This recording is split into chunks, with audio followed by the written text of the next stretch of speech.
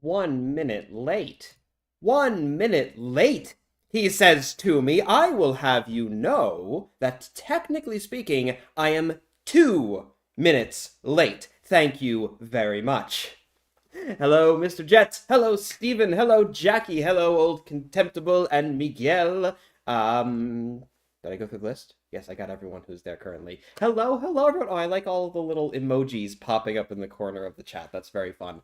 Hello, everyone. Today I have something different for us all. Something very, very silly. Something that I thought would be fun to talk about, but which definitely didn't warrant, like, a whole video, right? Because the thing about YouTube and its algorithm, as I understand it, is that if you have like 4 videos in a row that do really, really well, right? Really, really get a lot of views and everything, and the algorithm picks it up and sends it out to different audiences and blah, blah, blah, blah, blah. But then you have one video that gets like 5,000 views that can potentially at least mess with the algorithm. And what I don't know if that's actually true or not. I don't know if it's like a purely individually video based, like they say. I don't know if video uploads will inform one another.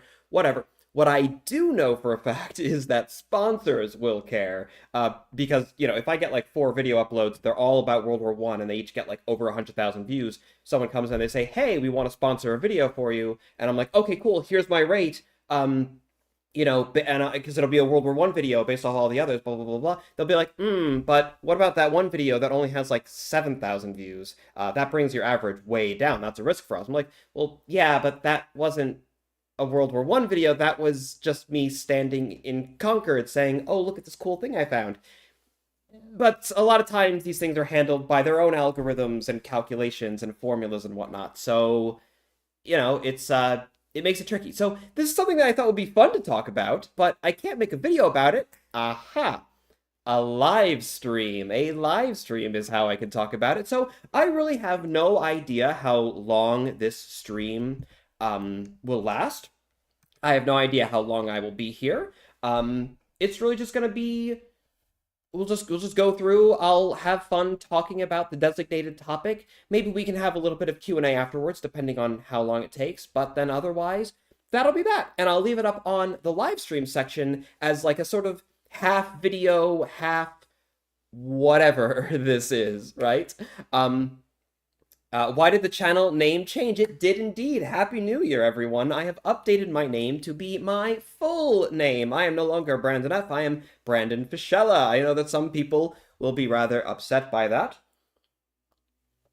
But, I don't know. It feels more professional to me. It felt like it was just time for a little bit of a change. And, I can maybe talk a little bit more about that towards the end if we have the time and blah, blah, blah, blah, blah. Is that a dog with a British Grenadier bearskin? It is a dog. Not with a Grenadier bearskin, though. With a drummer's bearskin. You can see that we have... Oh, he's over this way. You see the drum is right there. He's wearing a yellow coat, which means that he's wearing reversed facings coat. The regiment has red coat, yellow facings. He has a yellow coat, so the regimental coat for a drummer, for a fifer, either way, is always reversed. And so the bearskin that the pup is wearing, the boy took it off him and he put it on the pup, and they're having a swell old time. I'm particularly fond of the image, and that's why I used it for there. That's why I used it for the stream backdrop. How could I do such a thing? I know, it's horrible, but you know what? Here's the thing: is this is actually not the first time that I've changed my YouTube channel's name. First time I did it was way back when I first got started, and there was only like 50 subscribers, but there are some people who remember the old name, and people got used to it then. I think that we'll get used to it now. After all, I'm starting to even say at the end of every video, my name is Brandon Fischella, and on behalf of the Native Oak, thank you very much for watching. So it's going to be that. We're just going to carry on with that. My dream has been realized. I got corrected by Brandon. Well, I'm glad to hear that I could meet the expectation, right? So then, everyone, what is our topic for today? As you can see in the title, it's very, very silly. So a couple of weeks back, the missus and I went, like every couple, to see Wicked. It's more her idea than mine, but I enjoyed the movie as well. I thought it was fun. Turns out Ariana Grande can actually sing. I didn't know that, but turns out. But then after we watched Wicked in theaters, we went back home and like the next day or whatever, we watched The Wizard of Oz, just as like some background, something to have on the TV while we're going about our day. And that reminded me how much I absolutely love The Wizard of Oz. It's a fantastic film, very very cute, very very fun. Um, and and it reminded me of something that I always thought would be kind of silly and kind of fun to talk about. Thus, the aforementioned speech about like algorithms and blah blah blah. Why I haven't done it, which is to say, the uniforms and the drill of the Munchkin Army, as you can see here.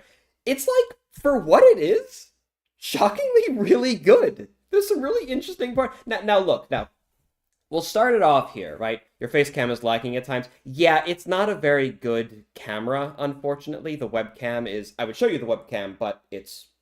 well, it's right there, so I can't really do that.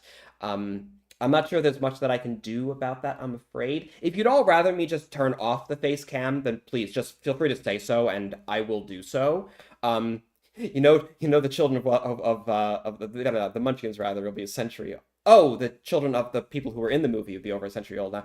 Yeah, they would be. God, that's weird to think about, isn't it? But in fact, a lot of these people are just dead now that we're going to be watching in this movie. And I'm hoping that YouTube doesn't pick up on a copyright as I play this video and decide, like, oh, it's like 1 year in copyright still, so no stream for you. But this is an experiment. We will find out.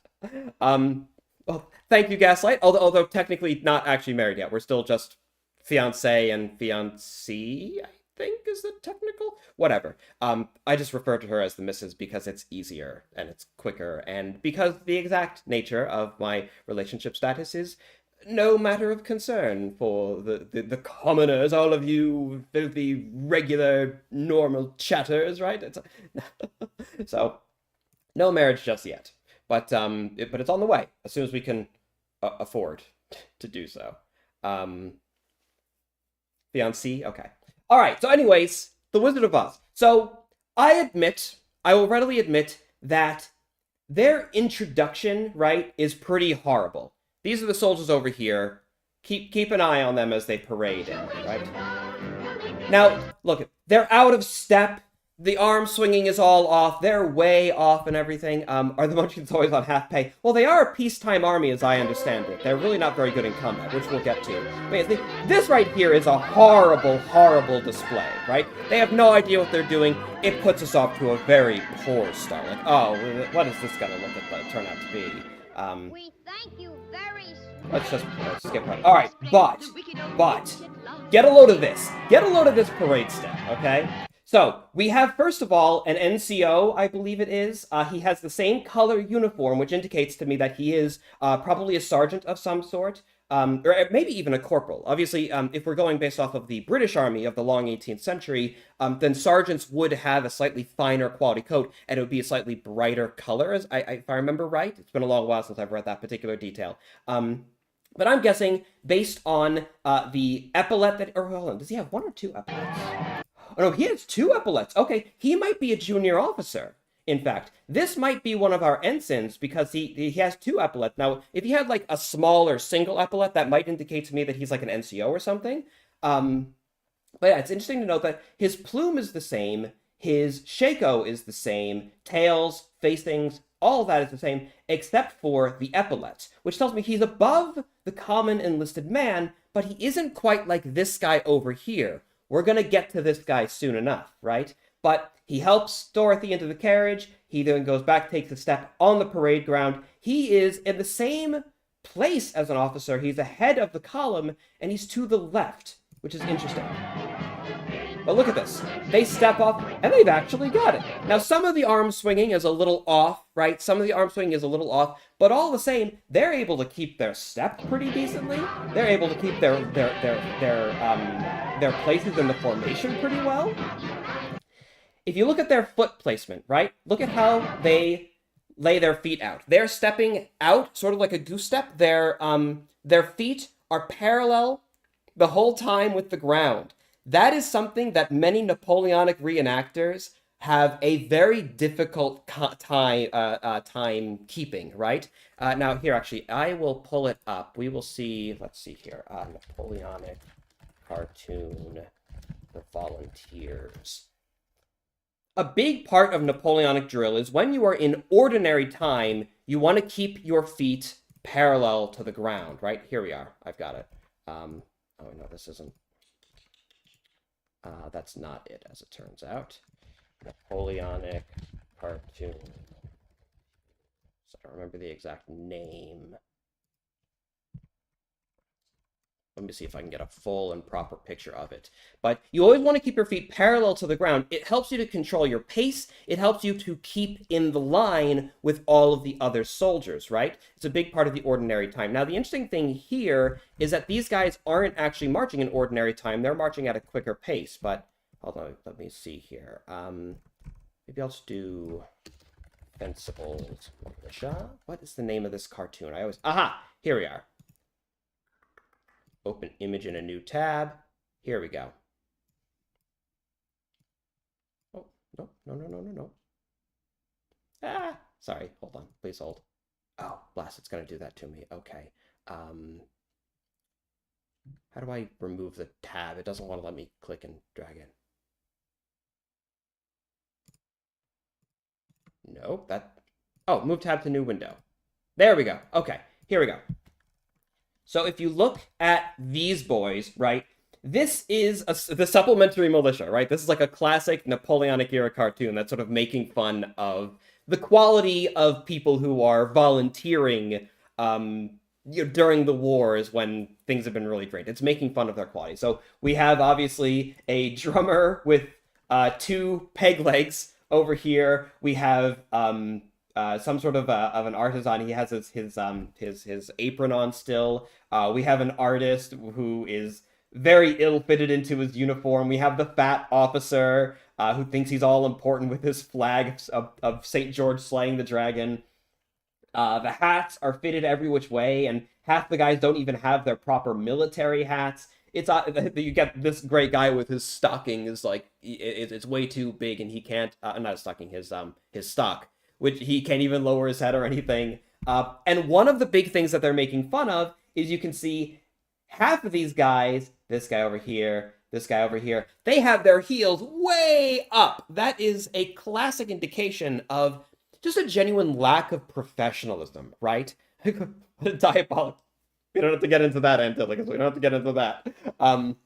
Is the officer's rear exposed? No, so he's wearing he's wearing like brown breeches or buff breeches, which is a different color than the enlisted men, which might also be an indication of a lack of professionalism. He didn't bother changing as well. He has his apron, as you can see. He didn't bother changing from his profession's clothing. He just went right out on parade without really bothering to care. His boots are all crumpled up because they're ill-fitted and whatnot. But yeah, so when your heels are like, or rather, when your toes and your heels are level and you're just parading like that, that's good. That's the standard. It helps you to keep in your formation, helps you keep in line. That's how the Prussians did it. I think the Prussians are the ones who started that like style with their more iconic goose step. And then a lot of other armies in Europe sort of adopted it as a result for their slower marching, right? When you're at the quick march, you don't usually do that as much because it isn't as important. That's more about lifting your legs higher so you can go. But for the ordinary time when you're going slower, that's how you do it. And so I think it's just a really cool touch, right? That when you look at these guys, they're actually doing that. They're actually keeping an ordinary time pacing pretty well. I think that's a really cool attention to detail. That otherwise, you know, and the thing is, right? They probably have them do that. They probably have them step in that way as a way for the files to keep their spacing more ably, right? Which is fantastic because that's exactly the same reason why it was done historically. Like I said, this is very silly, but I thought it'd be a fun little like ramble and rant and whatnot. The officer is wearing red. We're going to get to the officer next, absolutely. Was there anything else I wanted to talk about with this, though?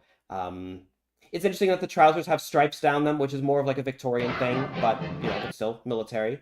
The officer now, ooh, look at that. That's damning right there, though. Isn't that's horrible. He is not keeping his footing as well as the enlisted men, and you can see here that some of the men, they're not quite in the same pace as they should, and also their files are a little bit. I'm sorry, their ranks rather are a little bit further in between than they might otherwise be if the Munchkin Army is expecting to fight in close order, mass infantry combat, right? If these guys are going to be facing down like a large formation of Winkies, for example, they're really going to want to tighten up their ranks so they can fit more firepower in a smaller amount of space. As it is, I do not think that the Munchkins would be terribly apt for light infantry drill, at least not in these uniforms with these very long tails. That's the thing. On service, they're probably going to want to cut these things down. And whereas the Munchkin cavalry, we don't see any cavalry to speak of. I'm going to guess that they're out on parade duty or they're out on a field day of some sort. They're probably not here in the city when this happens. Maybe they're actually out on campaign. Who knows? Maybe there's a war going on. After all, there are some wicked witches, going around. Although it's also worth noting that actually, no, these are pretty small horses. They have little teacup ponies or something like that here. They probably actually could make a pony cavalry work pretty well. But here's the thing. In the Napoleonic army, which is obviously what this is inspired by, you typically want the pace of the man in the rear to be replacing the pace of the man that's directly in front of him. Sorry, every once in a while it just kind of strikes me how utterly ridiculous this all is. This is apple juice, by the by. It's nothing nefarious. It's a little silly what we're doing, but I'm having fun. I hope that you're having fun too. So they could tighten up these files, these ranks a little bit, just get them a little bit closer so that the pace of every man in the rear is replacing that of the man in front. And you could fit a lot more, and that doesn't sound like a lot, obviously, when you're dealing with a smaller scale. But when you scale up a force to a couple hundred, a couple thousand, a couple 10,000, well, that couple of inches of space can actually indicate, that can lead to a lot of bodies, right? That can, over time, over a lot of space, mean that you're bringing to bear a much greater amount of force. Likewise, it can be more efficient as far as condensing your firepower and blah, blah, over the same amount of space, right? If you have 10,000 men on one side and they're all spread way out, you have 10,000 men on your side, but they're nice and condensed, well, you're going to be able to apply a lot of force at one particular point on the field, as well as just bring more men to bear over the same frontage. Imagine me drunk on stream. Oh, God, that would be horrible. I've never had a drop of alcohol in my life. I do not intend on starting anytime soon. And let me tell you, even if I did, you all would not see it. So but overall, though, still, you know what? All things considered, the spacing there is pretty decent. Let's compare it, actually, to, let's see. Oh, wait, in fact, I don't have to do it like that. I have it on YouTube, I'm pretty sure. Let's see if I can get access to that. I'm sure you all know what I'm about to compare this to. Now, to be fair, right? Oh, no, I can't. Oh, wait, I have it downloaded too, I think. I have it downloaded too. Let me... Videos. Oh, no, I don't have it downloaded because I have it on YouTube, so I never downloaded it. Okay, let me see if I can find the clip here. I was very unprepared for this, but in the Patreon, you know what? I can probably just find the individual clip on YouTube.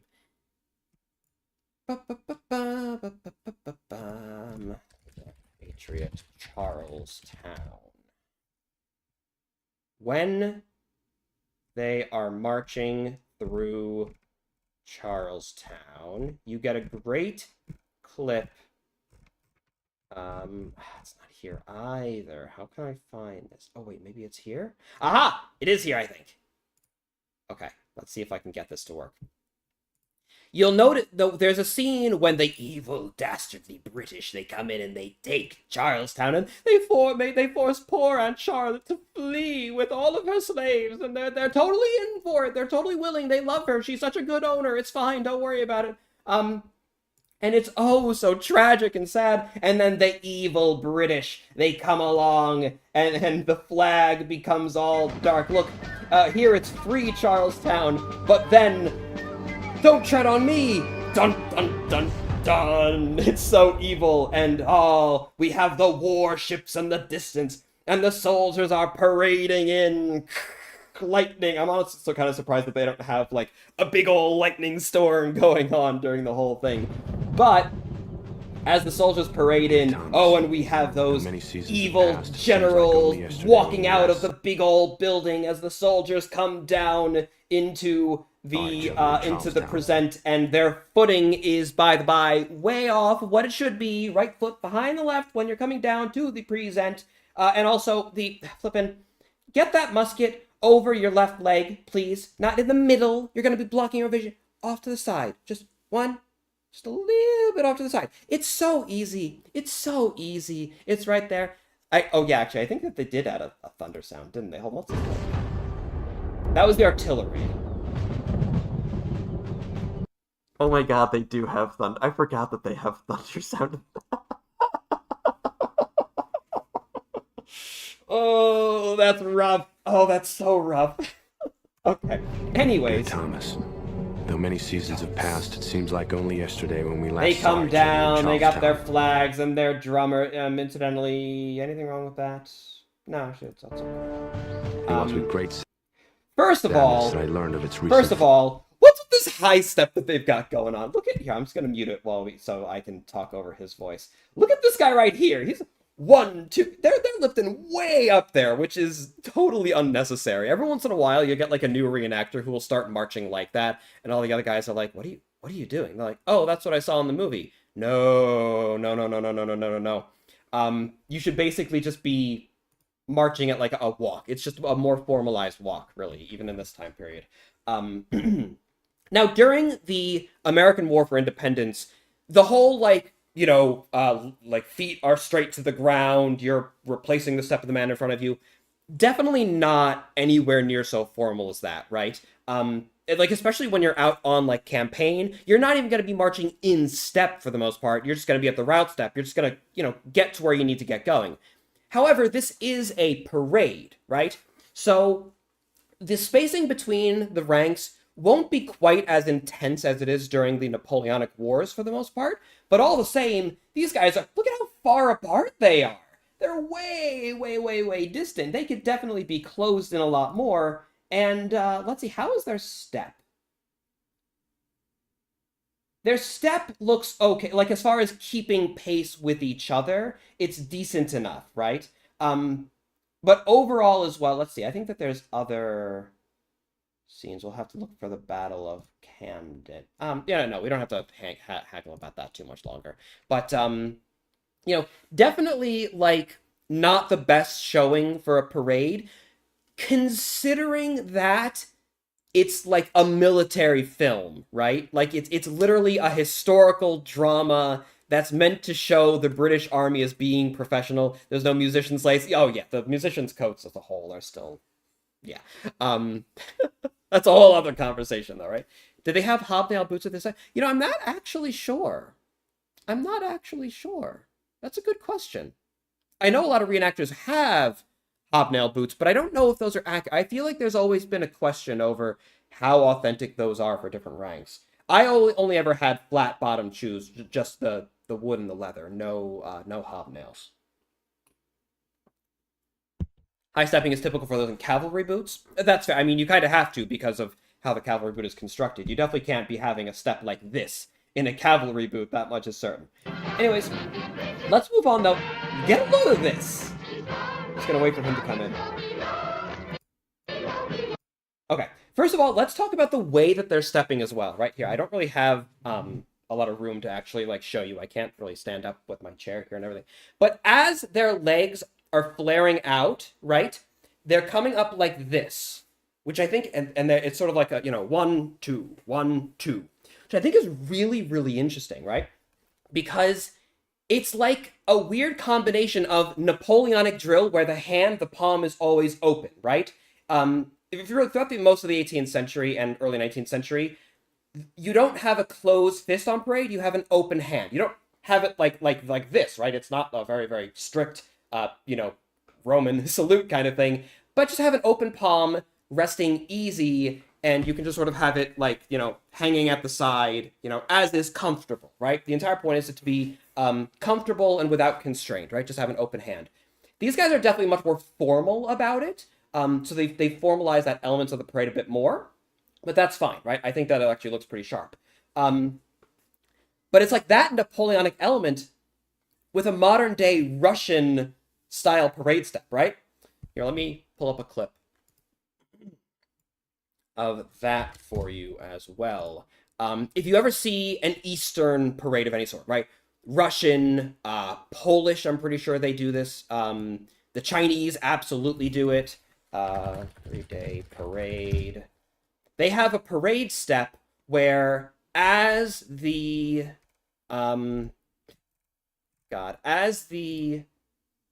troops are marching with their sort of goose step style, they're swinging their arms in a very exaggerated fashion, right? Let me see if I can find a good clip of it here for you. This is just a Russian puff piece. That's not what I want. I guess we'll just pull up the whole Victory Day parade and see if we can find it there. Why do the bad guys always have such cool parades? It's not fair. Not skilled parades, mind you. I think that the way that a lot of these Eastern, more totalitarian, authoritarian regimes do their parade is actually thoroughly unimpressive. They just look cool. That's a whole other rant for another day, right? Come on, then. Give me the clip that I'm looking for. Why can I not find any clips of what I'm looking for? They all have their firearms with the port arms. Can we not get anyone at the flipping shoulder? Here, I'll show you what I'm looking for.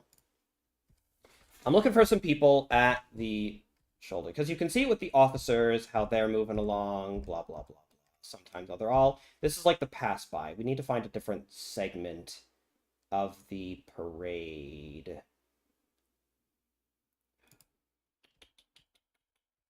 That's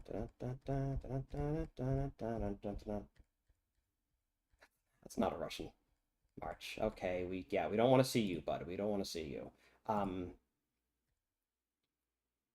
See, that's not quite it either. Why can I not find any? This is literally like one of the iconic, like, Russian and Eastern parade steps, and yet none of these guys are using it right now. You're embarrassing me, Russia, more than usual.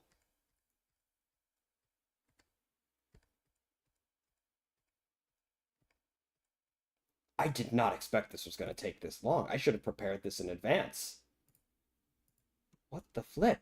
What the heck? Hey, that's me. Well, anyways, all right. Whatever. I guess I won't show you. Point is, one more current Victory Day parade.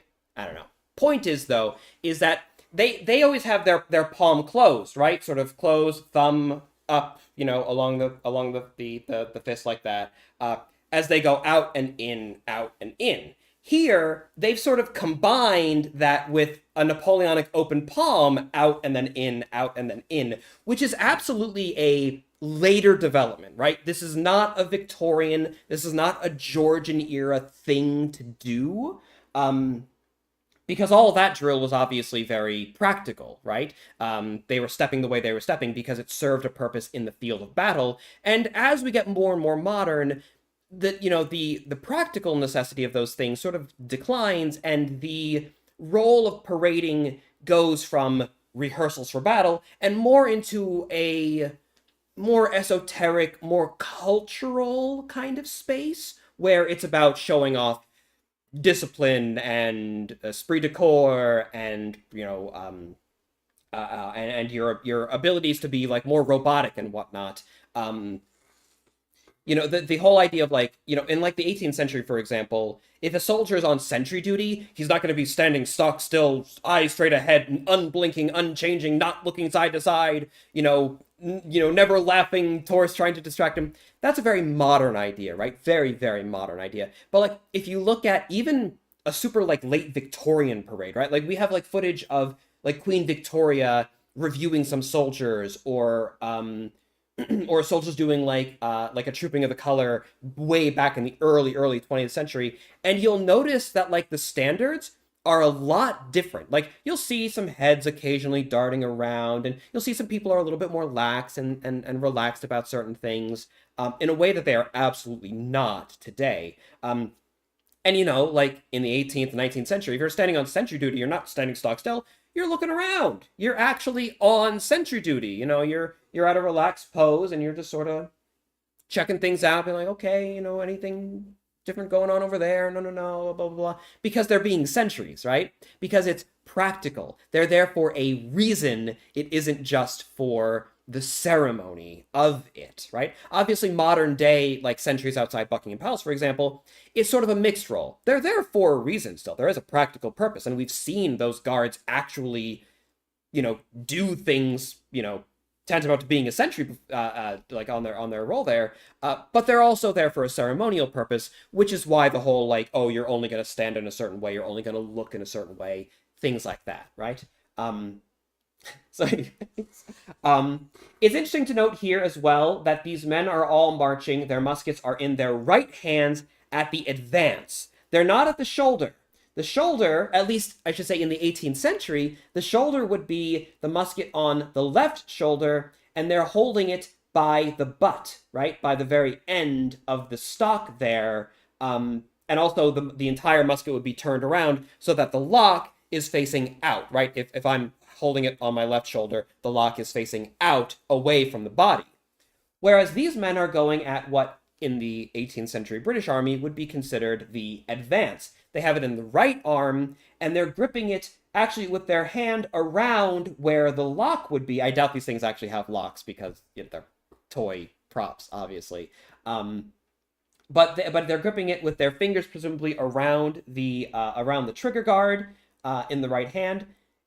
Now, as I understand it, by the Victorian era, this basically became the shoulder arms, right? Like in the American Civil War, for example, unless they're at like a shoulder shift where they have it like sort of up here, like super high up, the soldiers would sort of transfer over to this being the default pose instead of a secondary carry position, right? This became like the primary carry. And I'm sure that all the soldiers hated it because it's a lot more difficult to hold the musket up in this way for an extended period of time. Okay. Man, I've already been streaming for a half an hour. It turns out this actually was a pretty decent topic to talk about at length. But damn, you're right. Looking back, they have actually got some nice... That's what I'm saying. We haven't even gotten to the best part yet, right? We haven't even gotten to the best part. This is some, like, old school Brandon F type stuff. I'm just going frame by frame and, like, talking about nonsense. Right? This is the OG Brandon F style. Obviously kind of more fun, though. Get a load of the officer here, though, right? So, obviously, he is a much higher rank than whatever was going on with the earlier, whether he was like an NCO or this guy. I have a feeling that he is either like sergeant major level or like a lower ensign type level. And the Munchkins have an interesting distinction where they make that those particular ranks look more like the enlisted men than they do like an officer, right? But still a lot higher, like a corporal, for example, in the 18th century, just had, it's an enlisted man's uniform, but with like a shoulder knot. Just a very, very little bit of decoration. A sergeant has a little bit more going on, but they still, they're sort of like a 50-50 between the privates and the officers. I guess, yeah, maybe this guy is a sergeant in that way. It's just that because the officers in this army have a different color coat entirely, it makes it seem kind of weird. Unless, of course, this guy isn't actually an officer of infantry, he's just kind of there because maybe he's in control of the garrison. There's a thought. Maybe he's just in command of the garrison, which means that he has an entirely different style of uniform dress entirely. Or maybe he's in like a ceremonial undress uniform, right? Ceremonial undress, whereas these guys are in ceremonial full dress. Or maybe they're just in their combat uniforms. Again, the tails here are a little long for a combat uniform, but they're tiny tails. They could very easily be trimmed down if you're going on campaign. Maybe these guys are just in their full service dress, which would make sense. For example, here, actually, I have not planned most of this. I just knew it was a fun thing I wanted to talk about. I'm just pulling things out of the ether here as I go. Household cavalry, 4 o'clock parade. For example, if you go to Horse Guards during the 4 o'clock parade, every single day they have a little parade at 4 o'clock, 4 p.m. on the dot, and it's fantastic. I love it. Get a load of these boys. So we have the officer. I don't remember the exact number of like what kind of dress it is, but he's in more of an undress, still on parade, still very fancy, but he's in an undress uniform, whereas these boys, you can see either a corporal or a sergeant here because he has the egglets, compared to the enlisted men who just have the regular epaulets. They're in their full like ceremonial dress, right? And so we have a distinction there, different color, different style of cap or helmet, as it were. He doesn't have his belting on except for his sword belt. Very different style of parade, right? I thought the Horse Guards don't have sergeants. Yeah, probably. They're weird. This isn't a sergeant. This is a lance half corporal, captain, whatever. But maybe it's something like that. And actually, to help reinforce that, this might be a sort of a lower, not standard, but like a lower level of uniform, as it were, that he happens to be wearing. Maybe because he has his gray trousers and also gray. It's sort of like a onesie. He sort of has like a gray onesie, it looks like, but the gray as opposed to the white with the stripe. These outfits, this could be like this could be Russia drill. Gaitered trousers. Actually, they look more like sailor slop. They're very open on the bottom. But yeah, like white shoes, white trousers, the stripe. These look to me much more parade style. This guy looks more like he's ready to go on campaign with his gray trousers, right?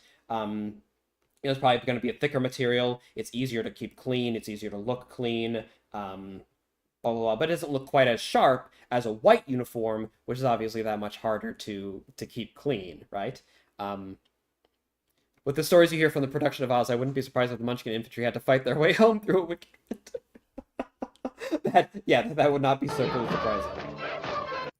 Now, the officer is completely out of step with his men. That's another thing to point out here, though, right? He's on the left foot, or rather, he's standing on his right, and these guys are standing on their left, advancing with the or whatever. I'm getting my directions all mixed up, but you can see here that they are on opposite feet from one another. That is terrible. It's terrible. It's so easy to avoid that. Come on, Munchkins. Now, to be fair, Georgian-era army, Napoleonic-style army, and Victorian-style army, maybe, whatever. We're not talking about parading for parading's sake. We're talking about a practical style of parade step, which means that maybe the officer just doesn't care. It's like, hey, your guys are behind me. You keep your step. I'm an officer. I don't have to care, right? But either way, look, they're trying to put on a good showing for Dorothy here. I think that Dorothy deserves... I mean, she did slay the Wicked Witch of the East? Yeah, the East. She deserves a bit of a better showing here. Am I right? And you can see, yeah, the step is all off. I have a theory, though. I have a theory on why his step is off, and I think it was actually purposeful on the part of the parade organizers, whatever high up Munchkin is in charge of this stuff, because obviously this is a real hierarchy. This isn't just like some movie producer going with what looks good. Obviously there has to be a reason for it.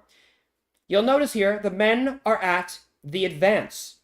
He is carrying his sword. He's at the carry position, right?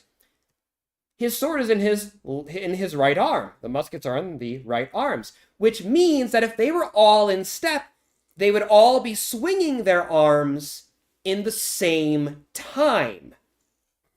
But if these men had their... In fact, here, I have a clip that I can just show you. I can actually pull it up from my own YouTube channel. I'll get you a video clip. But what is the iconic image that we normally expect from a parade like this? It's not... This one has it good. That is not the picture that we typically expect, though, from an officer leading his troops. Let's see here. Move tab to a new window. Pop it up here. Patrick Stewart telling us about the poor children. That is not the image that we typically expect. Increase that a little bit. This is one of my way back videos, right? Let's get over to men advancing. Where you'll see here, the officer, his arm swing is opposite to that of the enlisted men, right? Is opposite to that of the privates. That is because they are carrying their rifles, in this case, on the left shoulder, whereas because they can go back and forth, right? Enlisted men can have their firearm on either shoulder, but the officer is always carrying his sword in the right hand because his sheath is on the left. Which means that depending on what shoulder the enlisted men are carrying their firearm on, the officer is either in pace with them with his arm swing, or it's opposite, right? It's out of time. He is forward while they're back. So I have a feeling, though, that the people who were making this parade step up, they were just looking at footage of soldiers parading, like, oh, look, the officer has the opposite pace. The officer looks opposite. That's important to preserve. It helps to keep the variance in the shot. And so they organized it in an opposite, and so they... Oh, wait. You know what I just realized? I went on that whole great big rant, and I only just now realized that whole big ol' rant.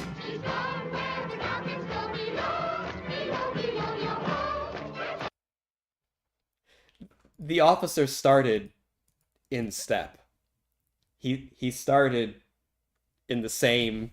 He started off in the same parade step as all the others. He was in time with his men, and he just lost it. His arm swinging is like way off from where his feet should be, and his feet are...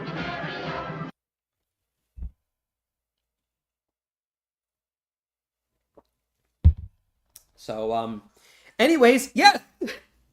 Jimmy, you're right. The muskets are like a purplish color with a red decal on the stock. Really interesting. I like that, actually. It's a different, it reinforces that we are in Oz. And look at how, like, how curved these stocks are. Kind of has like a Giselle kind of look to them, That's really, really cool, I think. The locks are obviously non-existent because they'd be way, way too tiny. Look how tiny and skinny these things are. These are very, very small caliber firearms, especially compared to the musket. And likewise, they're very, very short muskets as well. These look like sea service muskets or something like that. And even then, they're actually like really short. Have you ever criticized an officer's cadence? The third Munchkin Viscount of Munch... He'll be annoyed, I'm sure. Still have a lingering cough. I was sick weeks ago, but I still have this lingering cough. All right. What else do we have here? It looks like some of these men are at the eyes right, looking to keeping their dressing from the right. Actually, no, a lot of these guys are looking slightly to the right.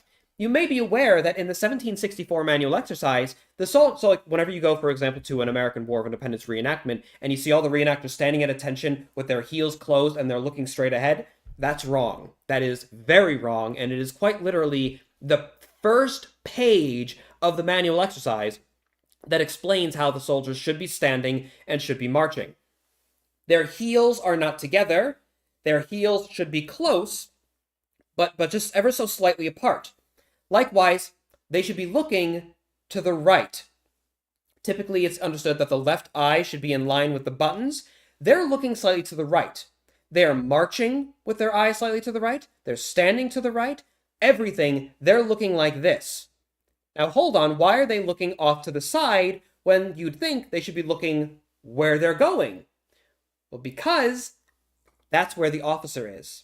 That's where they're keeping their dressing from. Now, on occasion, they could be keeping their dressing from the center or even from the left. But the vast majority of times, you are marching,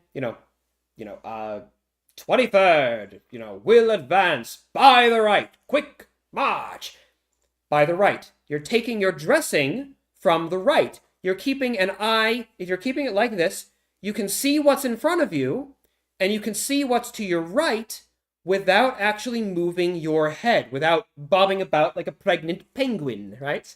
There's a good reference for you. This is exactly where you want to see. You can look, see what's going on in front of you. You can look and make sure that you are in line with all of the rest of the men who are in your rank. Make sure that you're not getting too far ahead. Make sure you're not falling too far back. Whereas if you're looking straight ahead, it's a lot harder to look off to the side and see that you're in line. You have to turn your head to make sure, right? And so I don't know that the Munchkins were told to do this, because it seems like, actually, it seems like the majority of them are. This is actually really cool. I think that they are actually all looking slightly to the right. Yeah, looking to the right, looking to the right. Now, some of these guys are looking down. Some of their eyes are cast down, looking at their feet to make sure they're in the step. It's a rookie mistake, but it's a common one. I understand it. But yeah, these guys all, you can look, the rightmost file marker is eyes front. All the others are eyes slightly to the right. That's so cool. I love that. Now here's the real question. Is there anything to mark these guys out as corporals or sergeants in the line to indicate that they're the ones that the dressing is being taken from? I don't think that there is. Unfortunately, there doesn't seem to be any detail like that. They didn't get quite so intense. But you know what as well? This means that they're taking their dressing from the right. Officer doesn't really matter. They're taking their dressing from the rightmost marker man, not from the center. The officer is in the center. Now, if they were to take their dressing from the officer, he'd be on the right. But he's in the center. So there you go. You can see this with Russians during Red Square marches. Yeah, you can see this with a lot of different military parades, even to this day. I love this guy. He's so into it. This guy is so into it. I love it. They're not covering a lot of ground with each pace, but they're doing pretty well with it. All right, and then we have like the heraldry coming on through.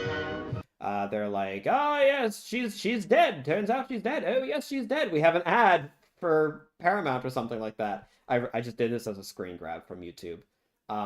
Okay. Now get ready for some really interesting stuff. Okay. Now, this is interesting. So we have the officer. Wow, look at the size of his, whatever. We have the officer. We have his, let's just call him the sergeant major for now, right? I think that's I think it fits with his uniform style and his sword, his role in the parade ground. He's standing next to the officer, the captain, maybe. Let's just call him the sergeant major, right? So we have the officer, sergeant major. These guys are formed up in a little circle, keeping the crowd at bay. They're at the present. Now, unfortunately, they are falling prey to the same exact present flaw that the guys had earlier in the Patriot. Their muskets are in the center, and their feet are together. They're not right foot behind the left. But to be fair, other parade styles, for example, actually, the Russians, we mentioned their parade stuff a few times. This is what a Russian present looks like, where their legs are in like one go, and they're more in the center. So that's actually valid. That's okay. That's fair. That's fine. These guys are all at the present. Some of them are keeping their heads up pretty well as well. I like it. Let's see here. So look at what they do though. So they're in just a jumbled mess here, right? And I'm actually not a particular fan of how they do this. They're in a jumbled mess. There is no word of command given, right? There is no Munchkins will form from jumbled mess into column of files, blah, blah, blah, blah, blah, blah, blah, whatever. They just kind of had like, wordlessly, they all just know exactly where to march off, how to form, and then where to go, which is an iconic indication of a parade which is not practical, but which has been just endlessly rehearsed, right? This is not the sort of order, the sort of formation change you'd expect them to be doing in the field, on the fly, as the situation is changing around them. This is the sort of thing they're like, okay, and then on the third whistle blast, this guy will do this thing, you'll do that thing, and then all of you guys will move over in this way. It's all very, very rehearsed. Everyone knows when they shout out dead, that's when we go. Which is, it's fine. It's a military ceremony for demonstration as opposed to for practical field use. Which incidentally as well is why I think that the Western militaries, the British, the French, I actually don't know much about the French, but the Spanish, Italian, I think that a lot of those militaries have a much more impressive parade step than the Chinese or the Russians do, for example. Because, oh yes, the Chinese, they're robotic, right? They're moving as one. Everyone's in perfect unison. Everything is perfect. But you know what they're doing? This is a whole rant for another day. Really, this will be another live stream, I'm sure. But what they're doing is the exact same thing on the exact same ground every single time, right? They're marching in their massive, dense block. Incidentally, it's easier to march in a block than it is in a line of just 2 or 3 ranks. And they're just, all right, we start on one end of the parade ground, march to the other end, and that's it. They're not doing wheeling or counter-wheeling. They're not doing all these fancy maneuvers and limited spacing. Whereas, a British army, if their parade step, whether it's the Mercian Regiment or the Gibraltar Regiment, the Essex, North, whatever regiment they are, the Guards regiments are obviously the most iconic for this. They're doing it in all sorts of different environments, in all sorts of different places, in all sorts of different styles. So when they learn how to march and they learn what these different commands mean, they really understand what those commands are and how to execute them in a wide variety of different environments. That is practical parading, not just parading for show, right? Your former regiment. I love the Mercians. Mercians are fan. I've never seen them in person on parade. I really want to one day. Especially their musicians have amazing ceremonial kit. I love the look of them. Mercians are really cool. I think they're a really interesting regiment. They have a cool history. Whereas this is very obviously just a tried and true, rehearsed, dime a dozen million times over, the exact same parade over and over and over again, right? The British practice in their tiny kitchen. Exactly. So they form up and they start parading off. But soon enough, though, Sarah and I had a long conversation about this little bit, actually, when we were watching it. We paused it here and we're like, are the Munchkins, do they lay eggs? These are massive eggs with fully formed... What's going on? Do they only sleep in the eggs? Where do they find the eggs? Is there a very large bird that they hunt? Maybe that's why they have the army. The Munchkins are brutal. They hunt down the mama birds or something like that. They execute them with great big volleys of fire. They steal the eggs and they use them as nurseries for their young. They even have a fake nest. I don't know. There's some extra world building going on there that has some pretty weird undertones. I'm here for it, but we should move on. What's going on with the Munchkins? Okay. This is an interesting maneuver. So they go from, it looks like they have 2 lines, right? We only see it at the very end of the movement here, right? We have one line, let's just say a line like this, that's facing that way. So where my palm is where their frontage is, right? We have one line like this, one line like that, right? it seems like they sort of march in, and then they go from two separate lines into column in one motion, which is really actually quite good. And then from there, their timing is a little off. From the column, they immediately go into a column of one. It's a weird motion. It's a weird maneuver.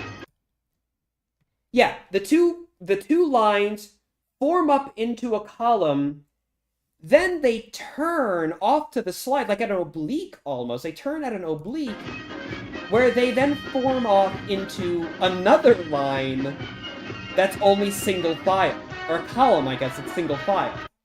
Why they didn't just have the one, they'll say this column, or this, whatever. Why they didn't have this line just right about face to face this way, and then have these guys, and then do the same. Oh, I guess they wouldn't have to, right? Yeah, why they didn't just,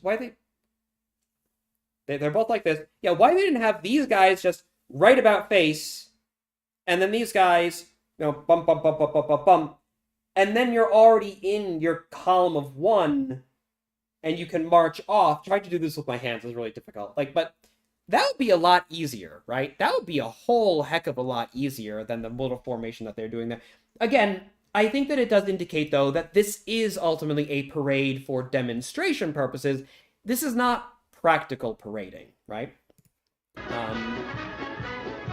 They all come to the present, blah, blah. That's a sharp little maneuver. They both sort of face left and right in order to allow the Lollipop League to go through. We can skip past them. Okay.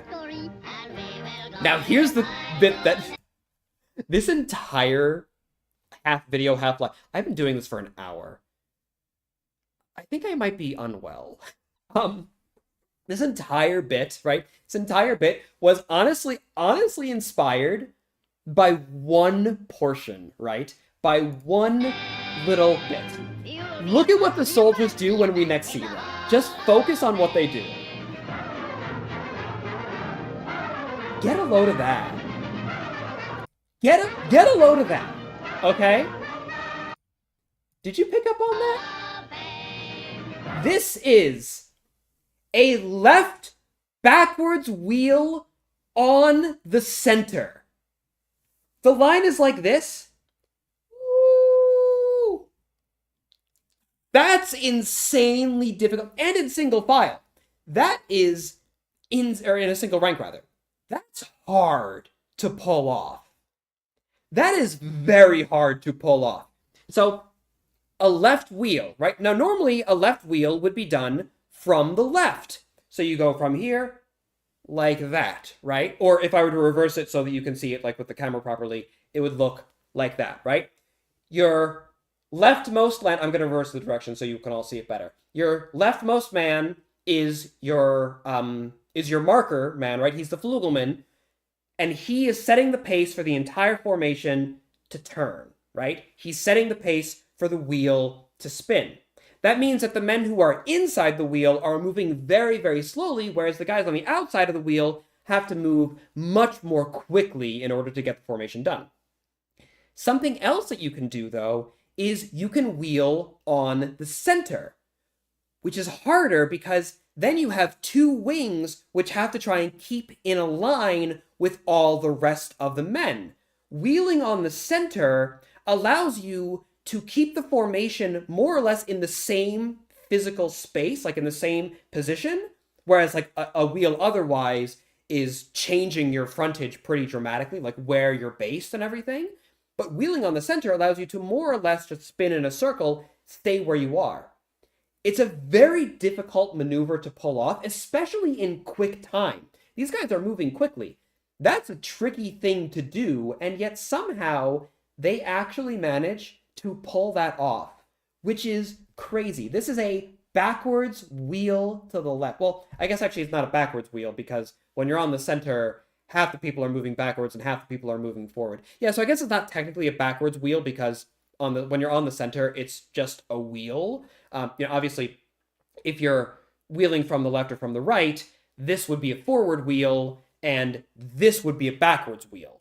backwards wheeling, likewise, is really difficult. But that's part of what makes wheeling on the center so hard, is because half the men are executing a backwards wheel while half of them are executing a forwards wheel.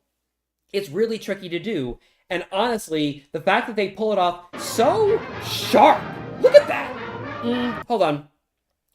The right-hand side, you can see it here happening actually in real time. The guys who are on the right, they're keeping their spacing really, really well. They are shoulder to shoulder the whole time, whereas the people who are here on the left, they drift, right? They drift apart. Why do they drift apart? Because when you're wheeling, it's really hard to keep in connection with all the other men in the wheel. This is why when you are wheeling, you always look out and lean in, right? So if I'm wheeling that way, right? Say the entire formation, I'm turning that way, right? We're going that way. What I'm going to do is when the command to wheel is given, I'm going to make sure that my right elbow is just stretched out a little bit so that I am maintaining contact with the man on my right. I need to feel his presence there physically, right? I am not, however, looking right. Because if I'm looking right and I'm walking, the guys to my left, I could be losing contact with them because they're the ones, when you look into the wheel, everyone is moving more slowly, right? Everyone who's immediately to your side going into the wheel is moving at a slower pace than everyone who's moving to your left, just by virtue of how the wheel is spinning, right? Because people who are further in have less distance to go than people who are off to the left.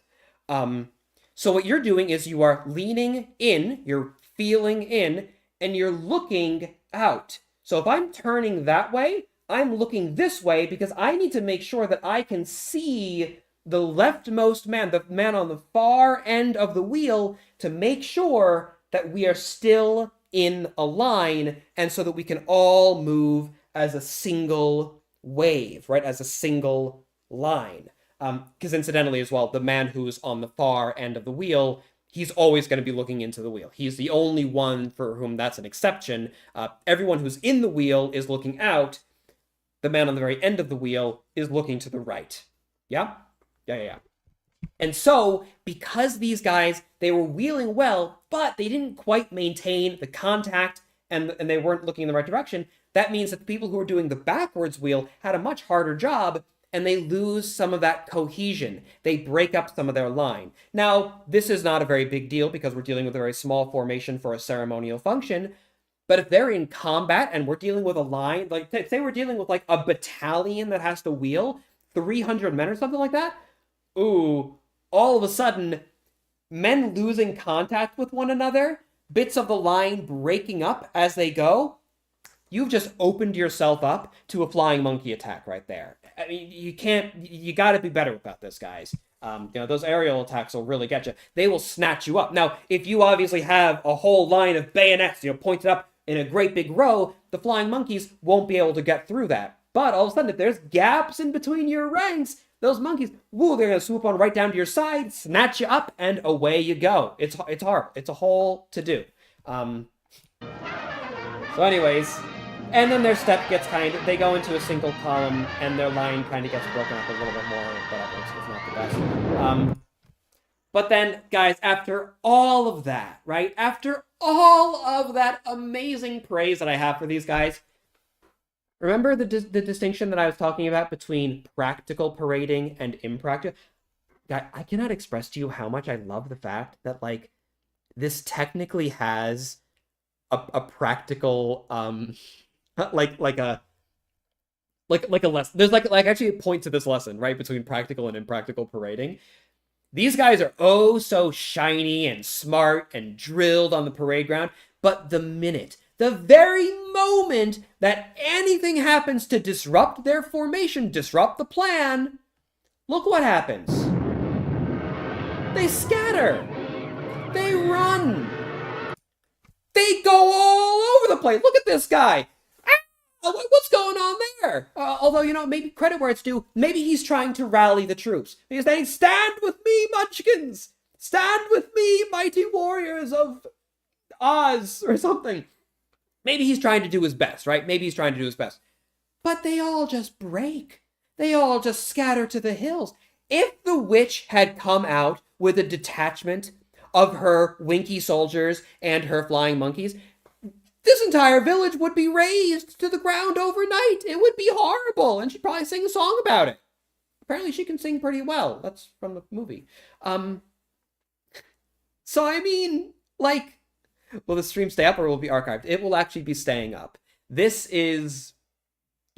I'm going to be keeping this one up. This is too much fun. What if the flying monkeys had pistols? They could fly close, shoot, and flying away before they reload. Yeah, they could be like carabiners or something like that. Absolutely, absolutely. If I was on parade and a witch appeared in an explosion, I'm running too. That is not what you are trained to do. The Munchkins are trained... They have a military for a reason, don't they? They have to do something, right? This is a horrible showing, a horrible display. They very clearly are a token parade force. They are there for the they're there as a puff piece, basically, to make Mr. Munchkin Mayor over here feel oh so important. But when push comes to shove, they were useless. They didn't do a heckin' gat-danged thing. They did not. There should be a Munchkin... That's the other thing. There are no Munchkin musicians. There are no Munchkin fifers and drummers. There's actually a distinction between a musician and a fifer and drummer. A fifer and drummer is not a musician. Musician is not a fifer and drummer. That's a whole other video. I'll talk about that later. Point is, the Munchkins should have had a bugler or a drummer or a fifer of any sort to sound the assembly, to sound the alarm, and to get those guys formed up. And you know what, everyone? You know what they could have done if they had formed up properly? I just remembered that this existed. This is going to be, for some people, I'm sure, a deep cut. Because this is an old video. Wait, a month ago? Oh, it must have been re-uploaded. This is a very old video. This might have been re-uploaded, unless this is not what I'm thinking it is. But did anyone used to watch these guys when you were younger? I used to watch this in like middle school or whatever. It was fun. Look, this is how it should have ended, though. If the Munchkins had a properly drilled military force, there they go, parading along. Give me back my slippers. Begone. It would have been very easy. Very well, I'll bide my time. And as for Mayor you, Munchkin my answered with his fine life. Just try to stay out of my way. Just try. I'll get you, my pretty, we get it. and your little dog. Thank you! Whoa, you killed it. See? How is it so? I thought only water could kill the witch foe. I thought so too, until that house killed one dead. Then I figured we're carrying guns, so I shot her in the head. In the head? In the head. He's... And then they sing a song. See, that's what a properly drilled military force would be able to do. All it would take is one soldier to realize, to recognize his duty, to stand forth for his colors, to take the shot and save the day. And then they would have sang a song in his honor. Probably would have even bought him a commission or something. Who knows? But, that's all it would have taken. That's all it would take. Because here's the thing. Oh, I just thought of a great transition. Because here's the thing, ladies and gentlemen. Here's the thing. The Munchkin soldiers are not in a world of lovey-dovey peacetime, right? They have to prepare for combat because... Oh, hold on. That didn't work. I have to pull up the proper video. They have to prepare themselves for combat because we live in a dangerous world. Oz is not a realm at peace. Okay? Ladies and gentlemen? Because we're dealing with these boys. We're dealing with these boys. These are the Winkies, okay? And that may not sound all that impressive to you because it's a very silly name. But get a load of these guys. They've also got that Eastern-style parade step. They've got massive heckin' halberds. This is their changing of the guard ceremony. There's not as much for me to say with this. There's not as much. But this is a professional military force. They come on I love, we have, like, the NCO, we have their sergeant or whoever, standing here off to the side, watching the men come in. There doesn't seem to be any officers with these. There's no rank of officer with the Winkies that we see, which is a shame. It's a real shame, because their uniforms are awesome. We'll come to that soon enough. But they parade in a single file, right, Indian file. They go into the center. They then go from a column of 1 to a column of 2, right, wordlessly. This is a changing of the guard ceremony, so it's the same thing every time. They know what to do by memory. The old guard presents their pikes, stamps them on the ground. They turn on their heels, change positions, and we don't really see it there, but they change their positions, presumably in order to march in a single file column.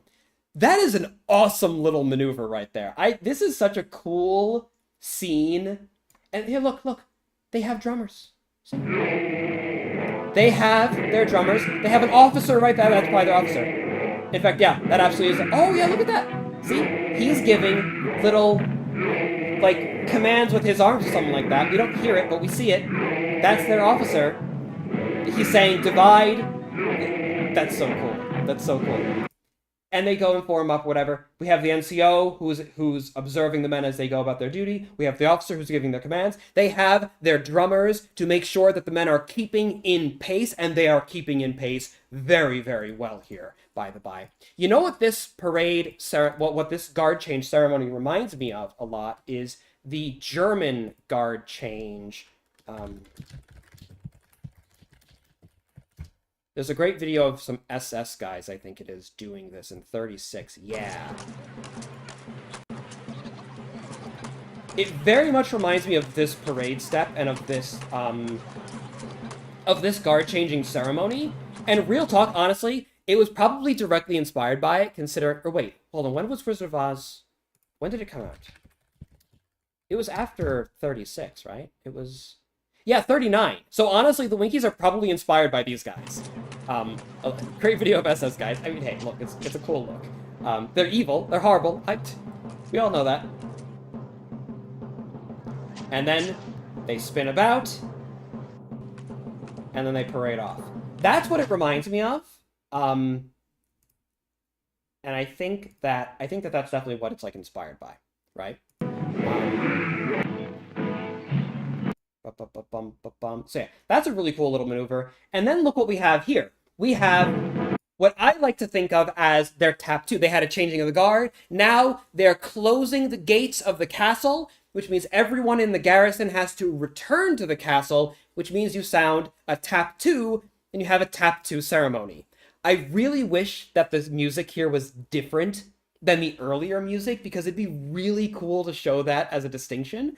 But basically what the tap 2 or the tattoo is, it's a particular call that the drummers and the fifers are sounding, typically at the gate of whatever encampment there is. It's a way to indicate that the camp is closing and all the taverns are no longer allowed to serve any soldiers because all the soldiers are returning to camp. It's literally just them saying, all right, everyone, we're done for the day, come back in, and we're going to close the gates. If we close the gates before you're in, you're going to be away without leave, and you're going to be in trouble. And especially if a tavern is caught serving drinks to soldiers after the tap 2 is sounded, that's a big no-no.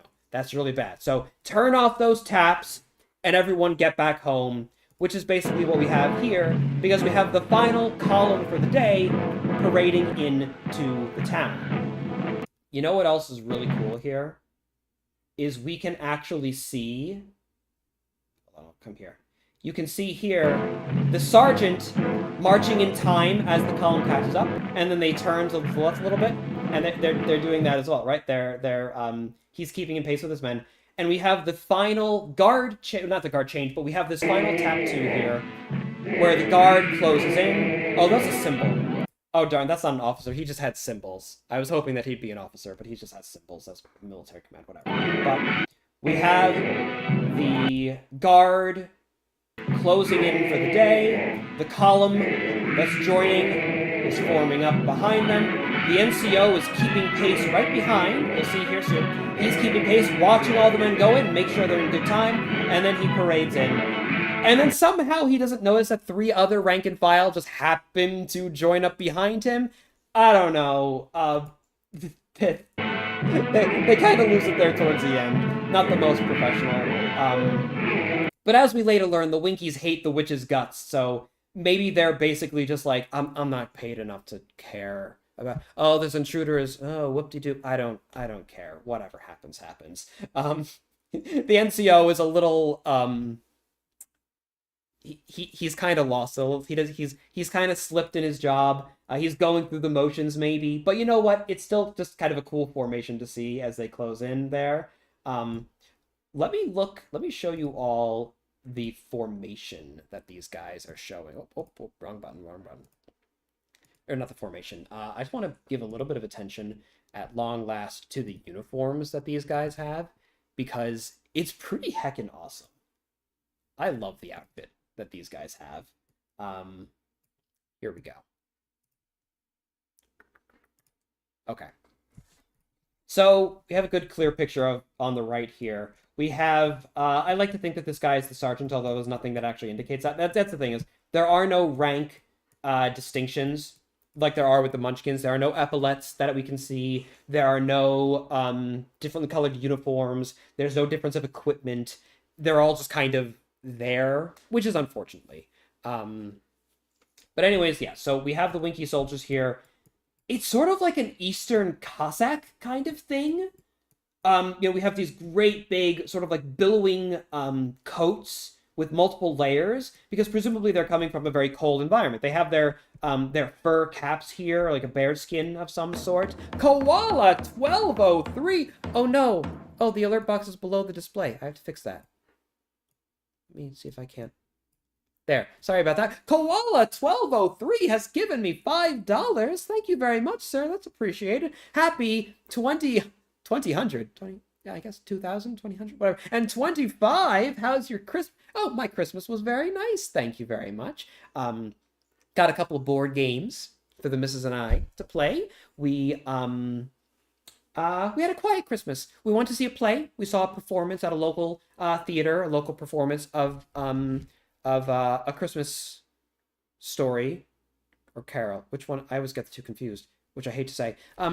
Tiny Tim and the Three Ghosts and Scrooge and all that. So we saw, what does the traditional O-E-O mean? I'll talk about that next. Yeah, we had a quiet Christmas. Nice and quiet, simple and peaceful, which we appreciate. It was very nice. Thank you. I appreciate it. I appreciate the generosity. I appreciate your asking, sir. Thank you. What does the singing represent? That is another mark, though, of an army that's maybe not necessarily the best at keeping step, right? If you need active music, right? Like, historically speaking, armies would be trained to march without the aid of drums, right? That's a big thing, is before a recruit is put into a formation to march and fight with all of and to practice with all of the rest of the men, he would always be trained to march first with music and then without the aid of drums. A soldier's ability to keep step and keep pace, keep in the formation without any kind of music is very important for him to be able to be an effective combat soldier, because a drummer is not always able to, bum, bum, bum, bum, to just keep pace. Sometimes they need to be sounding other commands, right? So the ability to keep pace without aid of music is very important. Although we see the Winkies having to sing. They sing maybe in order to keep pace. Maybe it's just a morale thing. There are some armies that will sing on parade. The first one that always comes to my mind, it's particularly common in Spanish-speaking armies, it seems, in like Latin culture militaries. Parade Easter. Like, one example that always stands out to me in my mind. Normally, I don't like singing on parade, but there are some situations where it's like really, it kind of fits and it's really cool. That's an ad. Get a load of these guys. This is like the most Spanish thing ever. The Spanish military does this. I think the Mexican military does it. I don't know if the Argentinians do this. that is singing on parade, not the cross thing. That's a very that's much more unique. Yeah, those guys are so cool. Ooh, incidentally, actually, have you guys ever seen the Mexican military parade? This is a little bit of an aside, but these guys are so cool. Let me see if I can find a good clip. For the most part, it's all pretty standard, right? It's not all that much to write home about. It's better than American parading. That's a pretty good look. I do love when they carry the arms very high up. Mexican military parading is so cool for two reasons. One, that shot that we just saw, that's a lot of color. That's a lot of parade. A lot of parade. Obviously not parade. It's a lot of colors. I really like a lot of the flags. Germans do that too. Germans do a lot of flags on their parading. Get a load of these boys. Hold on. They have flipping falcons as on their parade step. Like, sure, British regiments will have like the goat or their horse or Seamus the wolfhound, and that's cool. I love that stuff, right? I do love that. Great respect for all that stuff.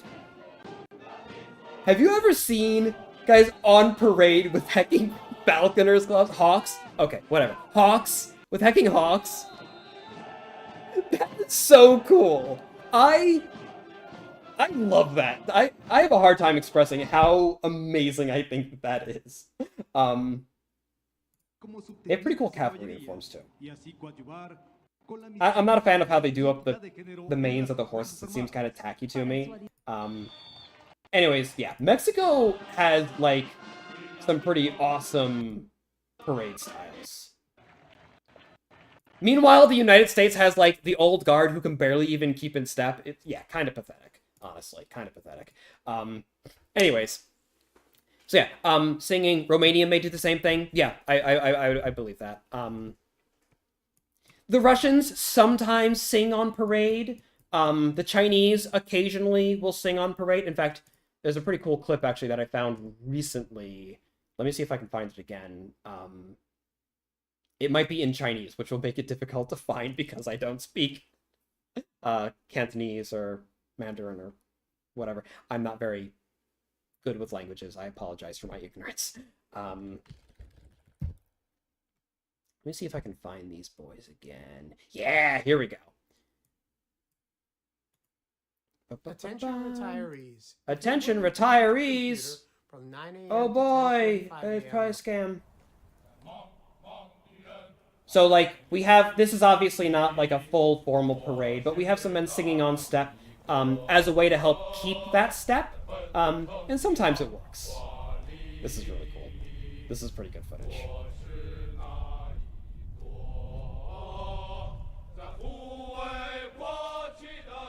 It's a catchy song.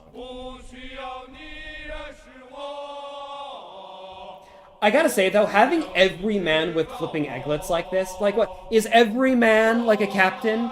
What are you doing?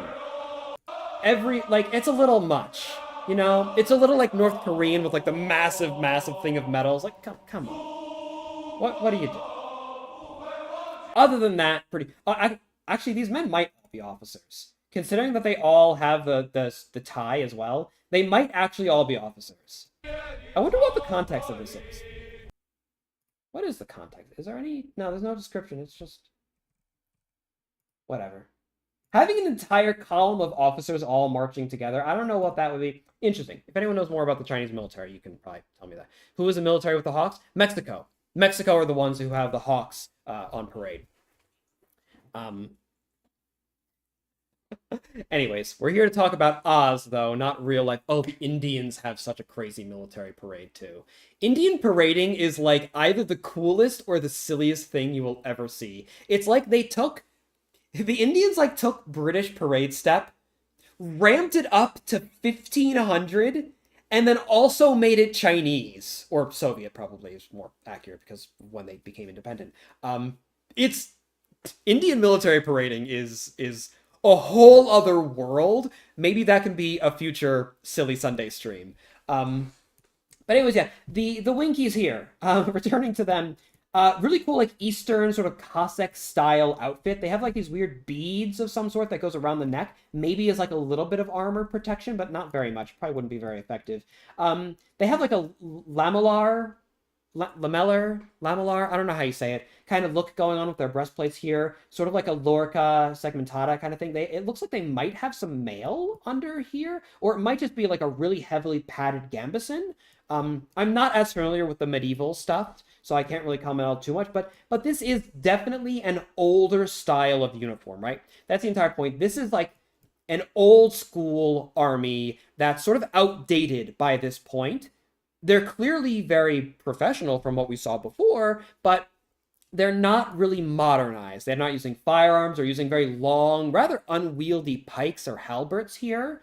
And as well, the halbert style, as you can see, not exact. It's sort of like a half bill hook mixed in with a halbert head and another bill hook there and some choppy bits.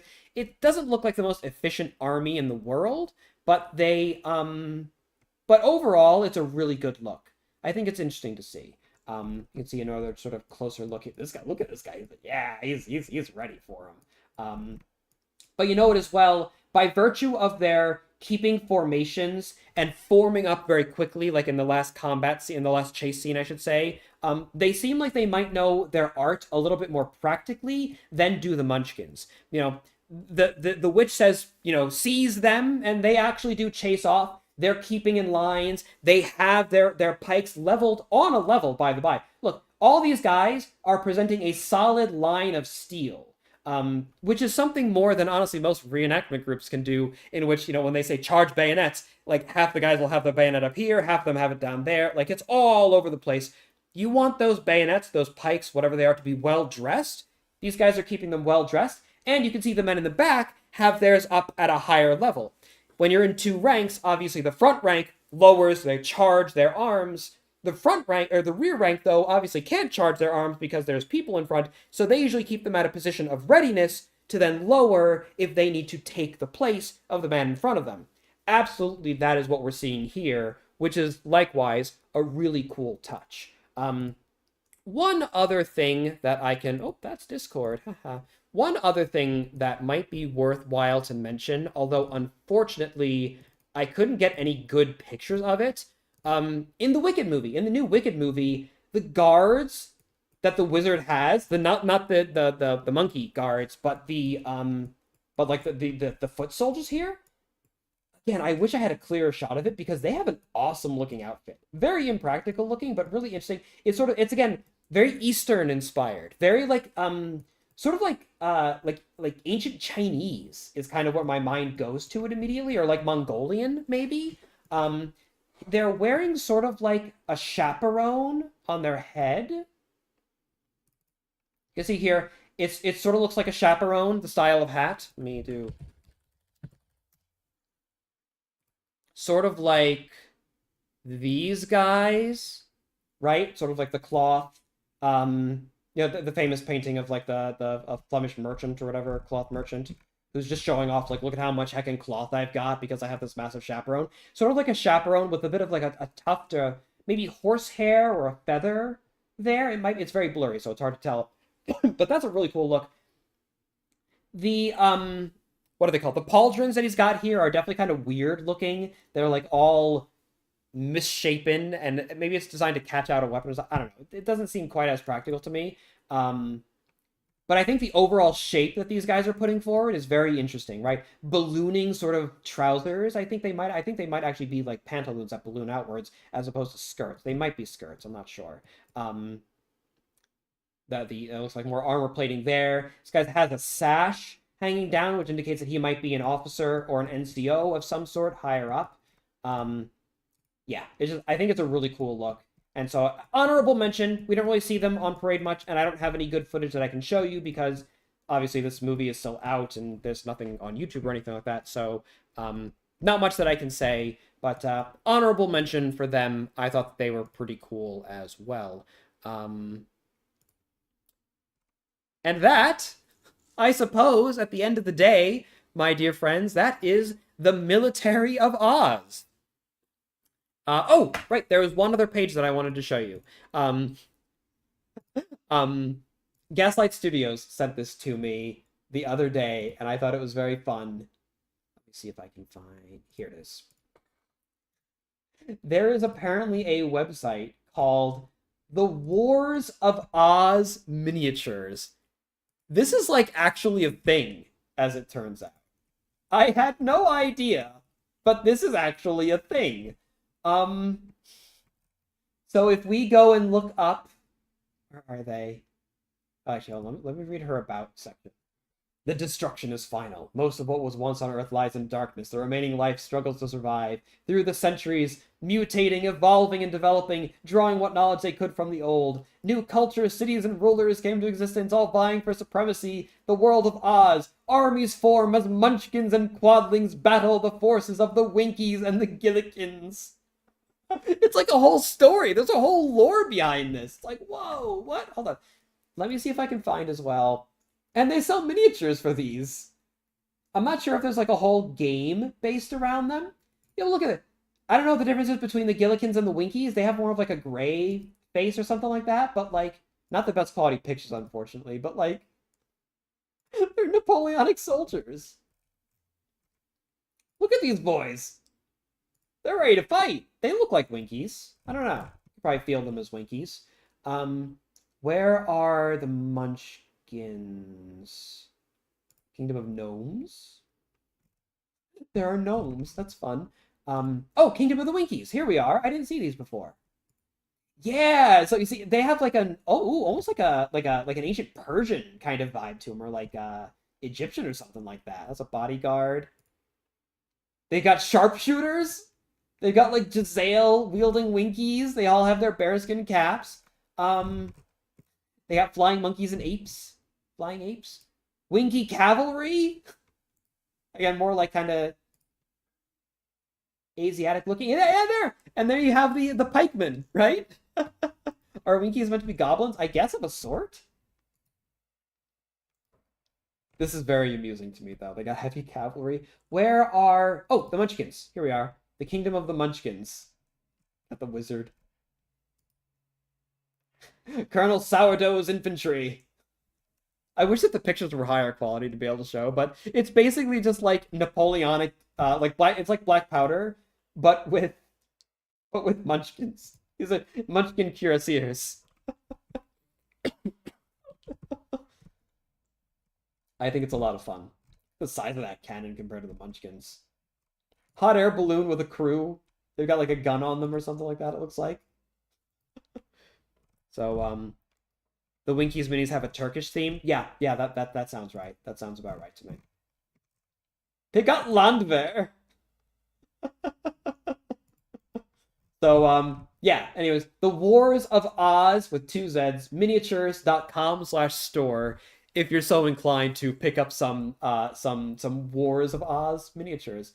I think that is hilarious and a lot of fun. Allies and mercenaries, what's that? Dire line. Oh yeah, because there's all like the animals, I guess, that were suppressed by the wizard or something like that, and the extended lore that Wicked provided. Flying ravens. Honestly, as well, real talk, these miniatures are pretty well priced as well. They're not crazy. They're not like way out there compared to some of the others. Do they come? I don't know if they come painted. They may or may not come painted. I'm not sure where this all comes from. I guess it's this lady who does them. She sells shirts as well. Maybe she's just showing off the costumes. I'm not sure. That shirt's the merch. Updated codes. Yeah, I think that's really cool. I thought that was a lot of fun. So thank you to Gaslight for showing us that. Oh, and you're in chat still. I knew you were here earlier. I didn't know if you're still here with us or not. Yeah, so everyone, that I believe is that. $5 for a single model. Games Workshop would balk at such a low price. That's what I'm saying, really. Yeah, they don't show non-painted variants. If they're painted, then like that's really cheap. Depending on the quality of the painting, I suppose. But like, yeah, it doesn't seem like it's that expensive at all to me. So, yeah, you know what? I've been here for an hour and a half, which is way longer than I expected this little conversation to go. I had fun. Indeed, John, you just got here, and I do believe that I am ending stream. I had a fun time. I hope that you all enjoyed as well. A lot more viewers than the gaming streams usually get, so I think that people did enjoy this, and I think that it's something that I will continue with. I will keep this up on my channel as a video, nice extended video. Yeah, anything else? Any other points to talk about? I don't know. New year, new channel, new me. New name, Brandon Fischella, at your service, your most humble and obedient of servants. I have a lot of big plans this year. I have the horror fiction novel is very nearly completed. And by that I mean the rough draft is nearly completed. Soon enough, I'm actually going to be talking with one of my artists tomorrow to talk about getting some art assets prepped up in advance for a Kickstarter for the a Kickstarter to pay for professional editing, hopefully, as well as more art assets and a fancy cover and all the rest. So that's the number one big project that I'm working on right now is that book. And there are a lot of other plans in the works, but you'll hear all about that as the time goes by. Your streams feel like interactive videos. That's what we're looking for. That's what we're looking for. So, yeah, with that, everyone, I appreciate your being here. I apologize that I wasn't paying too much attention to the chat because I had a topic to talk about. But I do appreciate your all being here still. I appreciate everyone's, chatting and their involvement. This is a lot of fun. And what's the book about? Oh, it's a fiction book. It is zombie apocalypse in the 18th century. Not quite apocalypse. No spoilers. But zombies in the 18th century, and you will hear more about it as time goes by. I'm still trying to think of a title. It's difficult. But in any case, thank you all. And until the next time, farewell, adieu, and bye-bye. I will see you around. Next video is coming out soon. Boop. I hit the mute button, but I'm still on the screen. There, I'll take myself off the screen and then I'll hit the mute button. Bye!